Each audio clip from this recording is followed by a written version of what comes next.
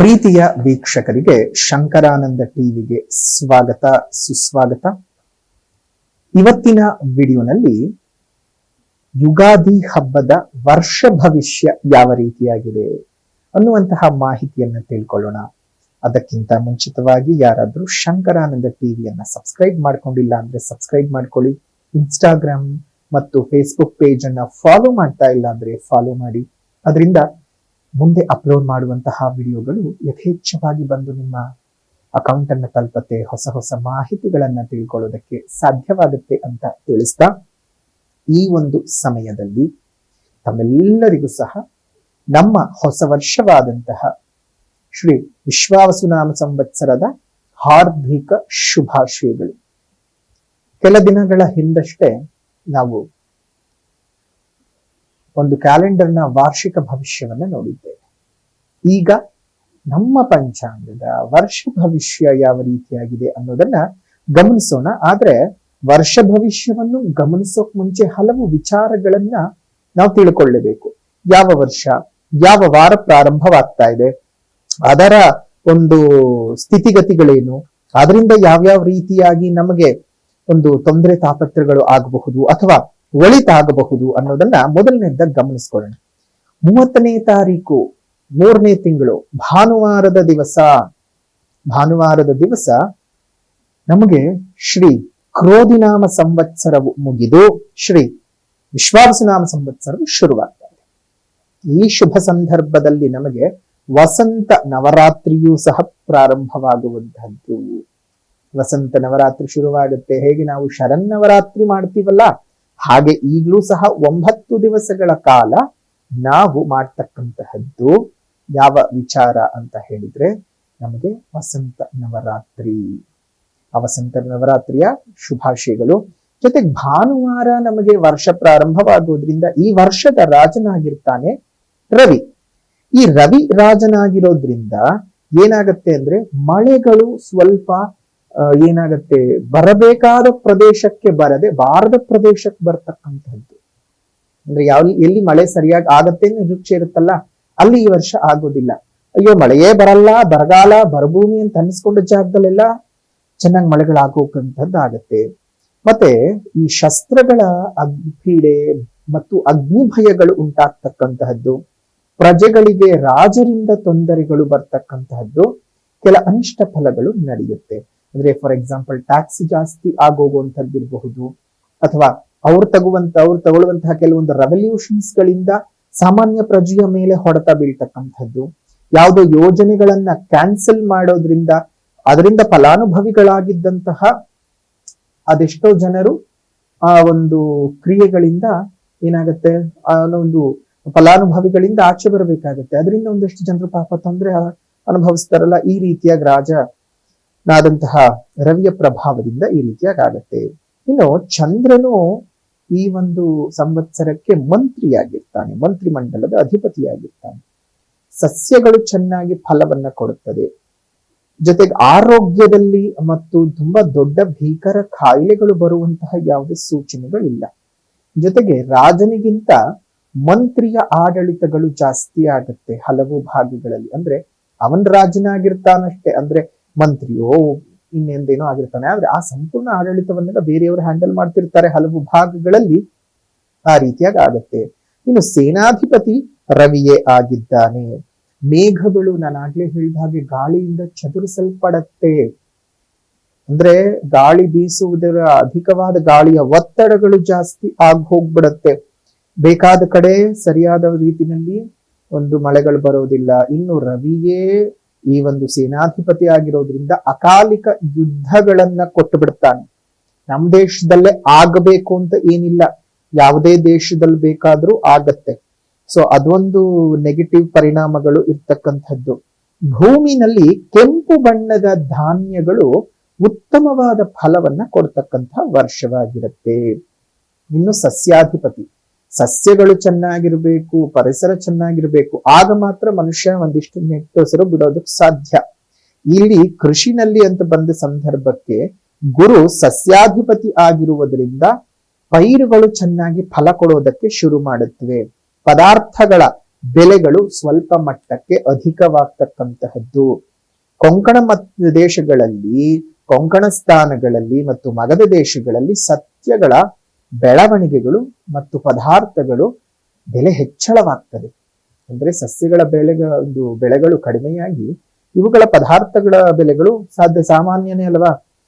ನಮಗೆ ಆಹಾರದ ಸರಬರಾಜು ಕಮ್ಮಿ ಆದಾಗ ಬೆಲೆಗಳು ಜಾಸ್ತಿ ಆಗೋದು ಸಹಜನೇ ಅಲ್ವಾ. ಸೊ ಹೀಗೆ ಇನ್ನು ಧಾನ್ಯಾಧಿಪತಿ ಕುಜನಾಗಿರ್ತಾನೆ.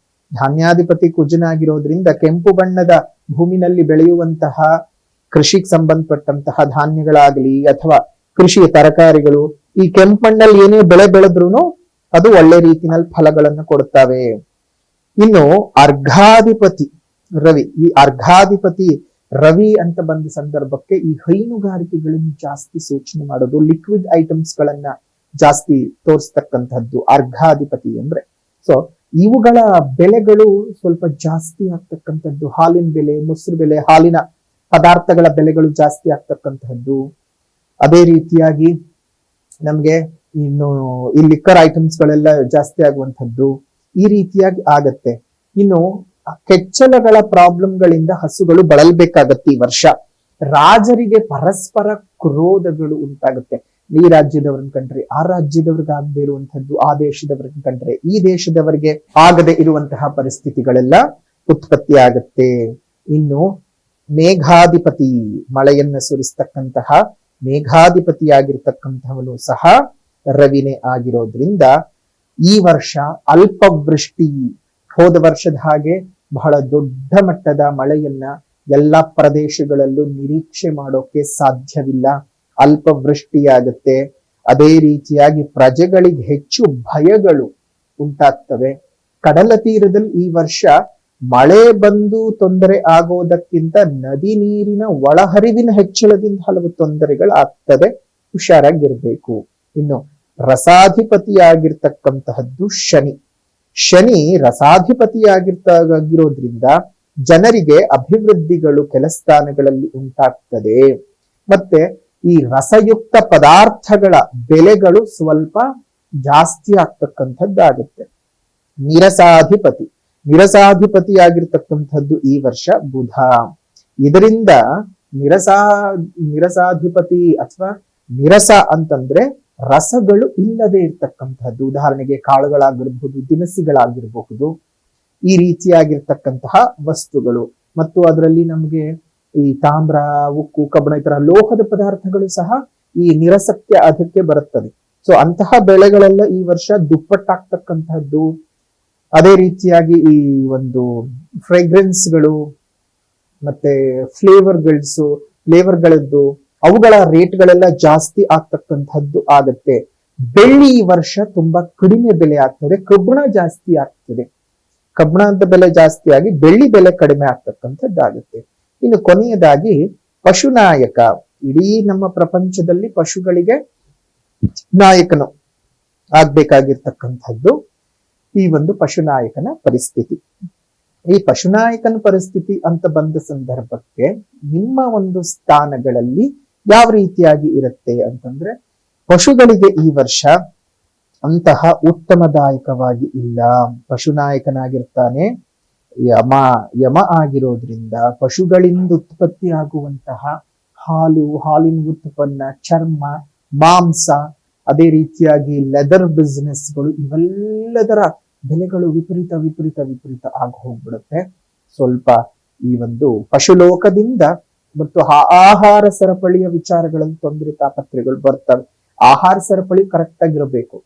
ನೋಡಿ, ಹುಲ್ಲನ್ನು ತಿಂದು ಮಿಡತೆ ಬದುಕಿದ್ರೆ ಮಿಡತೆಯನ್ನು ತಿಂದು ಕಪ್ಪೆ ಬದುಕತ್ತೆ, ಕಪ್ಪೆಯನ್ನು ತಿಂದು ಹಾವು ಬದುಕತ್ತೆ, ಹಾವನ್ನು ತಿಂದು ಹದ್ದು ಬದುಕತ್ತೆ, ಹದ್ದನ್ನು ತಿಂದು ಇನ್ನೊಂದೇನೋ ಒಂದು ಬದುಕತ್ತೆ.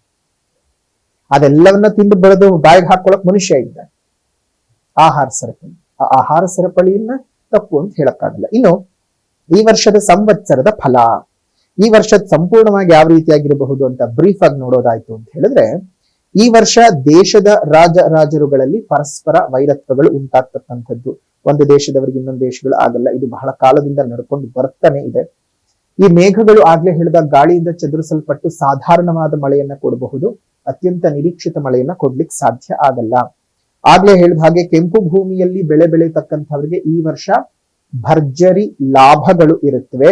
ಶ್ರೀಗಂಧ ಆಗ್ಬಹುದು, ಚಿನ್ನ ಆಗಬಹುದು, ಮುತ್ತಾಗಬಹುದು ಮತ್ತು ಬೆಳ್ಳಿ ಇವುಗಳ ದುರ್ಲಭವಾಗಿ ಸಿಗುತ್ತೆ. ಮೈನಿಂಗ್ಗಳು ಕಮ್ಮಿ ಆಗ್ತವೆ, ಸ್ವಲ್ಪ ಮೈನಿಂಗ್ಗಳು.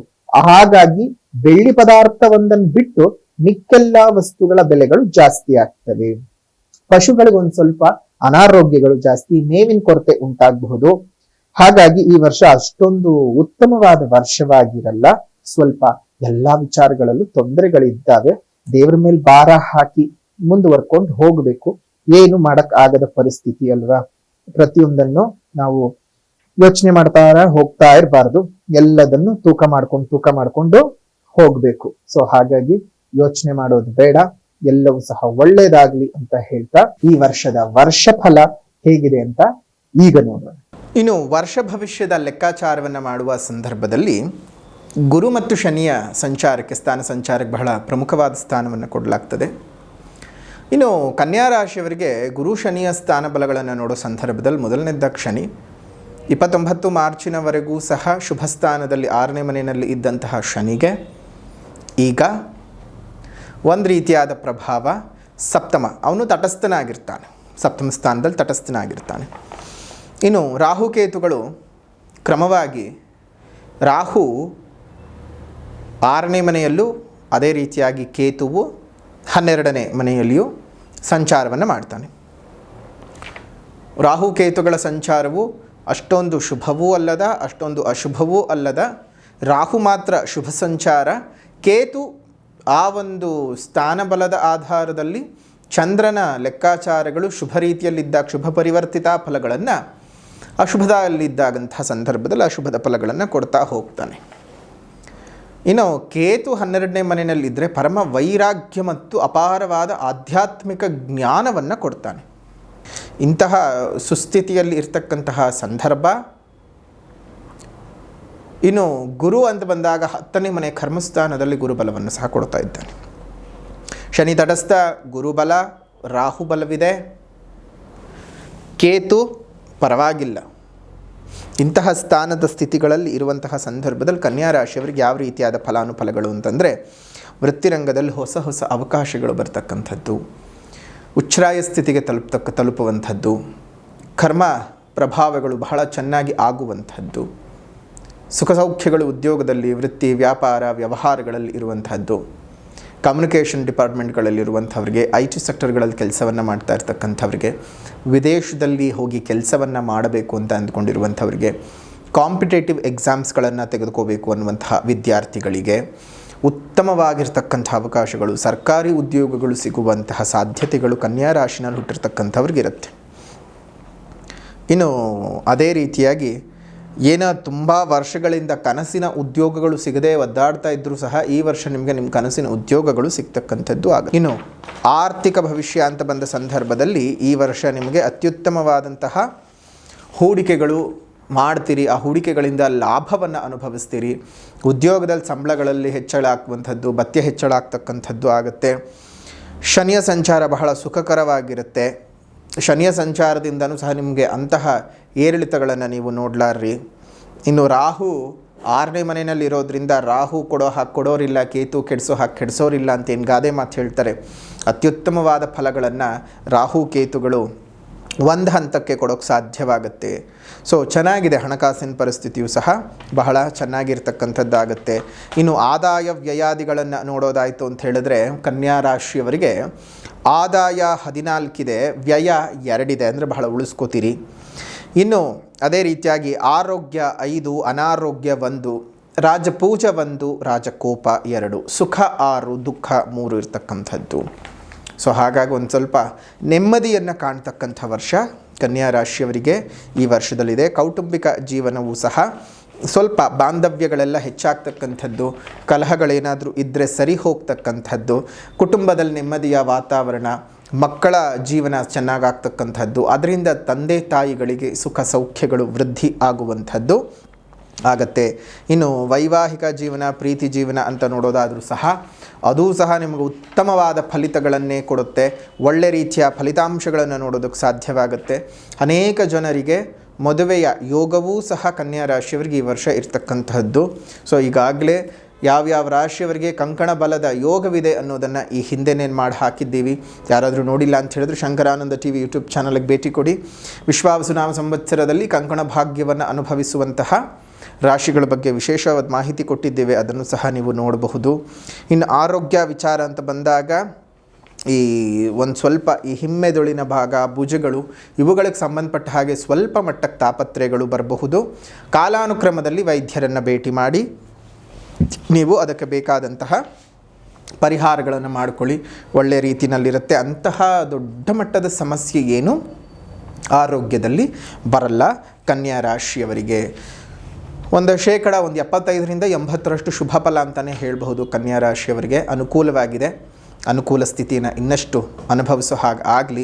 ಜೊತೆಗೆ ಗುರುಬಲ ಬೇರೆ ಇದೆ, ಆದರೂ ಸಹ ಗುರುಬಲವು ಇನ್ನಷ್ಟು ಹೆಚ್ಚಿಗೆ ವೃದ್ಧಿಯಾಗಬೇಕು ಅಂತ ಕಾರಣಕ್ಕೆ ಮೇ 14ನೇ ತಾರೀಕಿನಂದು ಗುರುಗ್ರಹ ಸಂಚಾರ ಒಂದು ಬದಲಾವಣೆಯು ಇರುವುದರಿಂದಾಗಿ ಆ ಗುರುಗ್ರಹದ ವಿಶೇಷವಾದಂತಹ ಅನುಗ್ರಹಗಳು ನಿಮ್ಮೆಲ್ಲರಿಗೂ ಸಹ ಆಗಬೇಕು ಅಂತ ಹೇಳಿ ಗುರು ಮಹಾಯಾಗವನ್ನು ಮಾಡ್ತಾ ಇದ್ದೇವೆ. ಆ ಗುರು ಮಹಾಯಾಗದಲ್ಲಿ ತಾವೆಲ್ಲರೂ ಸಹ ನಿಮ್ಮ ಹೆಸರನ್ನು ನೋಂದಾಯಿಸಿಕೊಂಡು ನೀವೊಂದು ಸಣ್ಣ ಪೂಜೆಯನ್ನು ಮಾಡಿಸ್ಕೊಳ್ಳಿ. ಆದ್ದರಿಂದ ನಿಮಗೆ ಗುರುವಿನ ಅನುಗ್ರಹ ಇನ್ನಷ್ಟು ಹೆಚ್ಚಿಗೆ ಸಿಕ್ಕದ ಹಾಗಾಗತ್ತೆ. ಗುರುಬಲದ ಅನುಭವ ಇನ್ನಷ್ಟು ಹೆಚ್ಚಿಗೆಯಾಗಿ ಇನ್ನಷ್ಟು ಒಳ್ಳೆಯದು ನಡೆಯುತ್ತೆ, ಕೆಡುಕುಗಳು ಇನ್ನೂ ಕಡಿಮೆಯಾಗಿ ಜೀವನ ನೆಮ್ಮದಿಯಾಗುತ್ತೆ. ಅದ್ರ ಬಗ್ಗೆ ಮಾಹಿತಿ ಬೇಕು ಅಂತ ಹೇಳಿದ್ರೆ ಇಲ್ಲೇ ಇರುವಂತಹ ಫೋನ್ ನಂಬರ್ಗೆ ಫೋನ್ ಮಾಡಿ ನಿಮಗೆ ಮಾಹಿತಿಯನ್ನು ಕೊಡ್ತಾರೆ, ಬೇಕಾದವ್ರು ಬುಕ್ ಮಾಡ್ಕೊಳ್ಳಿ. ಇನ್ನು ಯುಗಾದಿ ಅಮಾವಾಸ್ಯೆಯ ಪ್ರಯುಕ್ತ ಮೂಲಿಕಾ ಬೆಳ್ಳಿ ತಾಯಿತವನ್ನು ಮಾಡ್ತಾ ಇದ್ದೇವೆ. ನಿಮಗೆ ಆಗಿರುವಂತಹ ದೃಷ್ಟಿದೋಷಗಳಿರಬಹುದು, ಮಾಟಮಂತ್ರಗಳ ದೋಷಗಳು, ಕೃತಿಮ ದೋಷಗಳು, ಏನೇ ಕೆಲಸ ಕೈ ಹಾಕಿದರೂ ಕೆಲಸವೇ ಸಾಗ್ತಾ ಇಲ್ಲ ಅಂತ ಹೇಳಿ ತುಂಬ ಯೋಚನೆ ಮಾಡ್ತಕ್ಕಂಥವರು, ಅವರಿಗೆಲ್ಲರಿಗೂ ಸಹ ಅನುಕೂಲ ಆಗಲಿ ಅಂತ ಹೇಳಿ ದೃಷ್ಟಿದೋಷ ನಿವಾರಣೆ ಮತ್ತು ಸರ್ವಕಾರ್ಯ ಸಿದ್ಧಿ ಆಗಬೇಕು ಅಂಥೇಳಿ ಮೂಲಿಕಾ ಬೆಳ್ಳಿ ತಾಯಿತವನ್ನು ಮಾಡ್ತಾ ಇದ್ದೇವೆ. ಈ ವಿಶೇಷ ಅಮಾವಾಸ್ಯೆಯ ಸುಸಂದರ್ಭದಲ್ಲಿ ಆ ಒಂದು ಮಾಹಿತಿಗಳು ಬೇಕು ಅಂದರೂ ಸಹ ಇಲ್ಲಿರುವಂತಹ ಕಾಂಟ್ಯಾಕ್ಟ್ ನಂಬರ್ ಕಾಂಟ್ಯಾಕ್ಟ್ ಮಾಡಿ ನಿಮಗೆ ವಿಷಯವನ್ನು ತಿಳಿಸ್ತಾರೆ. ನಿಮ್ಗೆ ಸಹ ಎಲ್ಲರಿಗೂ ಒಳ್ಳೆಯದಾಗಲಿ. ಇನ್ನು ಶ್ರೀ ವಿಶ್ವಾವಸುನಾಮ ಸಂವತ್ಸರದ ಕನ್ಯಾ ರಾಶಿಯವರ ಪರಿಹಾರದ ವಿಭಾಗ ಅಂತ ಬಂದಾಗ ಮೊದಲನೆಯದಾಗಿ ಸಾಮಾಜಿಕ ಪರಿಹಾರ. ಸಾಮಾಜಿಕ ಪರಿಹಾರ ಅಂತ ಬಂದಾಗ ಸಾಧ್ಯವಾದ ಕಡೆ ಗಿಡಗಳನ್ನು ನೆಟ್ಟು ಪೋಷಣೆ ಮಾಡಿ, ಸ್ವಲ್ಪ ಮರಗಳನ್ನು ಕಾಪಾಡಿಕೊಳ್ಳಿ. ನಿಮ್ಮ ಸುತ್ತಮುತ್ತ ಇರುವಂತಹ ಉದ್ಯಾನವನಗಳಲ್ಲಿ ಒಂದೊಂದು ಹಣ್ಣಿನ ಗಿಡಗಳನ್ನು ಕೊಟ್ಟು ಪೋಷಣೆ ಮಾಡಿಸಿ. ಅದರಿಂದ ನಿಮಗೇ ಮುಂದಿನ ದಿನಮಾನಗಳಲ್ಲಿ ಅದನ್ನು ನೋಡಿದ ಸಂದರ್ಭದಲ್ಲಿ ಎಷ್ಟೋ ಪಕ್ಷಿಗಳು, ಪ್ರಾಣಿಗಳು, ನಮ್ಮ ಮನುಷ್ಯರು ಉತ್ತಮವಾದ ಗಾಳಿ ಸೇವನೆ ಮಾಡ್ತಾ ಇರ್ತಾರೆ, ಅವುಗಳ ಜೀವನ ಚೆನ್ನಾಗಾಗ್ತಾ ಇರುತ್ತೆ. ಅದನ್ನು ನೋಡಿ ನೀವೇ ಸಂತೋಷ ಪಡಬಹುದು. ನಿಮ್ಮ ಮನೆ ಮುಂದೆ ಮತ್ತು ಮೇಲ್ಭಾಗದಲ್ಲಿ ಸಣ್ಣ ಸಣ್ಣ ಕುಂಡಗಳಲ್ಲಿ ನೀರನ್ನು ಇಡಿ. ಈಗ ಹೇಗಿದ್ರೂ ವಸಂತ ಋತು ಪ್ರಾರಂಭವಾಗ್ತದೆ, ಅದೇ ರೀತಿಯಾಗಿ ಬಿಸಿಲಿನ ಝಳ ಬೇರೆ ಶುರುವಾಗ್ತದೆ, ಬೇಸಿಗೆ ಕಾಲ. ನಮಗೆ ಕುಡಿಯೋದಕ್ಕೆ ನೀರಿಗೆ ಭಾರಿ ಕಷ್ಟವಾಗ್ತಾ ಇರುತ್ತೆ, ಅಂಥದ್ರಲ್ಲಿ ಪ್ರಾಣಿಗಳಿಗೆ ಎಷ್ಟು ಕಷ್ಟ ಆಗುತ್ತೆ ಅಲ್ವಾ. ಹಾಗಾಗಿ ನಿಮ್ಮ ಮನೆ ಮುಂದೆ ಮತ್ತು ಮೇಲ್ಭಾಗದಲ್ಲಿ ಸಣ್ಣ ಸಣ್ಣ ಕುಂಡಗಳಲ್ಲಿ ನೀರನ್ನು ಇಡ್ತಾ ಬನ್ನಿ. ಅದರಿಂದ ಎಷ್ಟೋ ಜೀವಜಂತುಗಳಿಗೆ ನೀವು ಕೊಡುವಂತಹ ಒಂದು ಹನಿಯ ನೀರು ಅವುಗಳ ಪ್ರಾಣವನ್ನು ಉಳಿಸ್ಕೊಳ್ಳೋದಕ್ಕೆ ಸಹಾಯವಾಗುತ್ತೆ. ಪಶುಗಳನ್ನು ಉಳಿಸಿದ್ದಕ್ಕೆ ಪಶುಪತಿನಾಥನೇ ನಿಮಗೆ ಹರಸಿ ಹಾರೈಸ್ತಾನೆ, ಶುಭವಾದ ವಾತಾವರಣ ಉಂಟಾಗುತ್ತೆ ಅಂತ ಹೇಳ್ತಾ, ಸಾಮಾಜಿಕ ಪರಿಹಾರ ಆದ ನಂತರದಲ್ಲಿ ಆಧ್ಯಾತ್ಮಿಕವಾದ ಪರಿಹಾರ. ಒಂದು 5 ಬೇವಿನ ಗಿಡಗಳನ್ನು ನೆಟ್ಟು ಪೋಷಣೆ ಮಾಡಿ. ಅದರ ಜೊತೆಗೆ ನೀವು ಈ ವರ್ಷ ಪೂರ್ತ ಶ್ಯಾಮಲಾದಂಡಕದ ಪಠಣವನ್ನು ಮುಂಜಾನೆ 5 ಗಂಟೆ ಒಳಗಡೆ ಮಾಡಿ. ರಾಜಾ ಶ್ಯಾಮಲಾದೇವಿಯ ಸಂಪೂರ್ಣ ಅನುಗ್ರಹ ನಿಮಗುಂಟಾಗಿ ದೇವಿಯ ಪ್ರಭಾವದಿಂದ ಏನೇ ಕೆಡುಕುಗಳಿದ್ರೂ ಸಹ ಎಲ್ಲವೂ ನಿವಾರಣೆ ಆಗಲಿ ಅಂಥೇಳಿ ಅಮ್ಮನವರಲ್ಲಿ ಪ್ರಾರ್ಥನೆ ಮಾಡ್ತಾ ತಮ್ಮೆಲ್ಲರಿಗೂ ಸಹ ಒಳ್ಳೆಯದಾಗಲಿ ಅಂಥೇಳಿ ಶುಭ ಹಾರೈಸ್ತಾ ಇದ್ದೇವೆ. ಶುಭವಾಗಲಿ, ಮಂಗಳವಾಗಲಿ. ಇದಾಗಿತ್ತು ಶ್ರೀ ವಿಶ್ವಾವಸುನಾಮ ಸಂವತ್ಸರದ ಕನ್ಯಾ ರಾಶಿಯವರ ವಿಶೇಷವಾದಂತಹ ಫಲಾನುಫಲಗಳು, ವಾರ್ಷಿಕ ಭವಿಷ್ಯ, ವರ್ಷ ಭವಿಷ್ಯ. ಇನ್ನು ವಿಡಿಯೋ ಇಷ್ಟ ಆದರೆ ಲೈಕ್ ಮಾಡಿ, ಶೇರ್ ಮಾಡಿ, ಕಮೆಂಟ್ ಮಾಡಿ. ಮತ್ತೊಂದು ವಿಡಿಯೋನಲ್ಲಿ ಭೇಟಿಯಾಗೋಣ. ಅಲ್ಲಿವರೆಗೂ ನಮಸ್ಕಾರ. ಲೋಕಾ ಸಮಸ್ತ ಸುಖಿನೋ ಭವಂತು, ಸಕಲ ಸನ್ಮಂಗಳಾನಿ ಭವಂತು, ಸರ್ವೇ ಜನಾಃ ಸುಖಿನೋ ಭವಂತು, ಸಮಸ್ತ ಸನ್ಮಂಗಳಾನಿ ಭವಂತು.